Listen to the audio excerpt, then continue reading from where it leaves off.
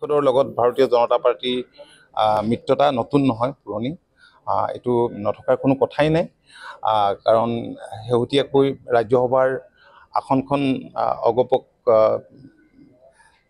ভাৰতীয় জনতা পাৰ্টিয়ে দিছে। গতিকে এতিয়া সেইমাত্ৰ ইলেকশ্যন হৈ গৈছে, কেইদিনমান হৈছে ৰদ লোৱা, পঞ্চায়ত নিৰ্বাচনতো একেলগে অৱতীৰ্ণ হোৱা গৈছে।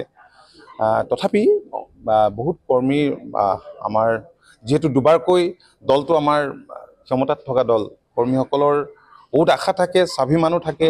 আৰু যিহেতু দলটোক আমাৰ কৰ্মীসকলে সদায় আমি এই কথাটো কৈ আহিছোঁ যে আপোনালোকে সেৱাৰ মাধ্যম হিচাপে লওক। তেওঁলোকেও এই দলটোৰ এজন সৈনিক হিচাপে জনসাধাৰণৰ কাৰণে কিবা কৰিব বিচাৰে।